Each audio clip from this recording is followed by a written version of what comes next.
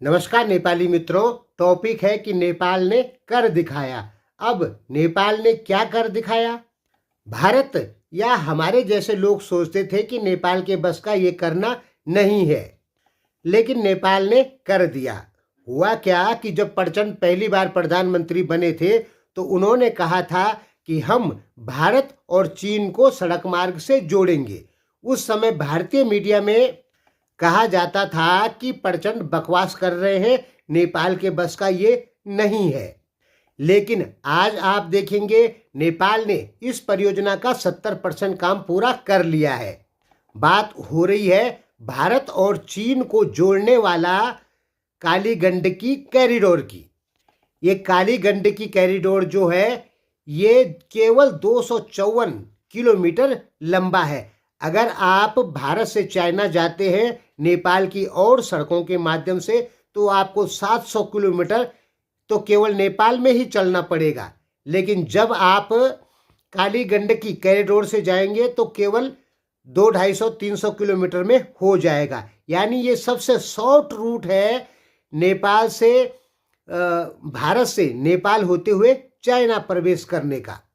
ये जो परिकल्पना है इसका विचार आया था 2009-10 में प्रचंड के दिमाग में, और प्रचंड ने तब कहा भी था कि हम भारत और चाइना को सड़क मार्ग से जोड़ेंगे नेपाल के रास्ते। तो उस समय इस चीज को बकवास कहा जा रहा था और नेपाली गोरखा पत्रों में भी लिखा जा रहा था कि प्रचंड ऐसे ही बकवास करते हैं, लेकिन आज वो लगभग सच हो गया। अभी 3 पुलों का उद्घाटन और हुआ है काली गंडकी कॉरिडोर में, यानी 70% काम पूरा हो गया। देखिए, नेपाल के कम्युनिस्टों ने हमेशा चाहा कि भारत चीन आपस में लड़ते रहे। प्रचंड भी कम्युनिस्ट ही थे, लेकिन नेपाल को चलाने वाली शक्तियां हो या प्रचंड हो, ये कभी नहीं चाहते कि भारत और चीन आपस में लड़े। प्रचंड ने क्या कहा था कि हम भारत और चीन को मिलाने का काम करेंगे, पुल बनेंगे भारत और चीन के बीच में। बाद में ये ओली जी ने भी कहा, लेकिन पहले प्रचंड ने कहा था।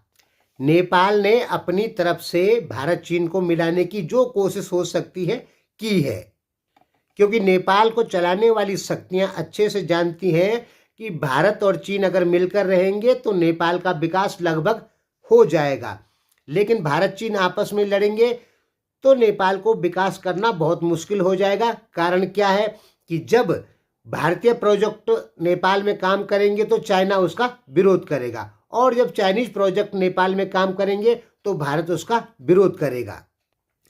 इसका नेपाल पे दुष्परिणाम होंगे नेपाल के लिए, कारण तब नेपाल के सभी प्रोजेक्ट पूरे नहीं हो पाएंगे। जैसे भारत ने कह दिया कि हाइड्रो पावर प्रोजेक्टों पर चाइना यदि नेपाल में काम करेगा तो हम वो बिजली नहीं खरीदेंगे। जैसे 10 अगर किसी ठेका लेने के लिए 10 कंपनियां भारत की नेपाल में जाती है और एक ही कंपनी चाइना की आएगी तो वो ठेका चाइनीज कंपनी को मिल जाएगा।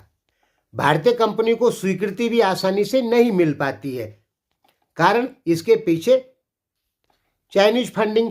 यानी भारत जो है वो चाहता है कि चाइना नेपाल में काम कम करे, चाइना चाहता है भारत नेपाल में काम कम करे।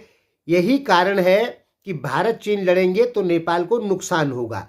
तो ये चीजें नेपाल को चलाने वाली शक्तियां पहले से समझती हैं, इसलिए वो चाहती हैं कि भारत और चाइना मिलकर रहे ताकि नेपाल का विकास आराम से हो जाए। ये जो काली गंडकी कॉरिडोर है ये NH 48 है। ये तानसेन से करोला सीमा तक जाएगा, वहां से चाइना शुरू हो जाता है और ये करोला से भारत के बेलिया तक मिलेगा। यानी बेलिया जो बॉर्डर पड़ता है वहां पे NH 47 है नेपाल का, वहां से बस या कोई भी सवारी जाएगी वो NH 48 से मिलेगी। ये NH 48 जो है सीधे चाइना की सीमा में चले जाता है।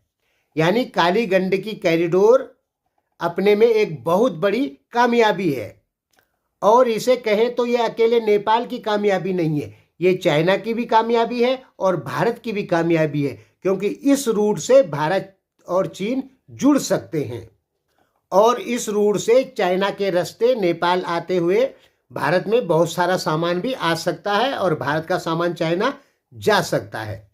क्या है कि चाइना ने अपनी सीमा में तो अच्छी अच्छी सड़कें बना ली है, लेकिन चाइना से नेपाल होते हुए भारत आना, नेपाल की तरफ से अच्छी सड़कें नहीं बनी हुई थी, पहाड़ों का रास्ता था, लेकिन अब अच्छी सड़कें बन चुकी हैं और बन रही है।